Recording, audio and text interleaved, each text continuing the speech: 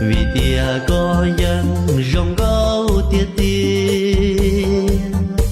có y làng xưa cụ tia ly nhà lo lù lù có hai tua hậu xia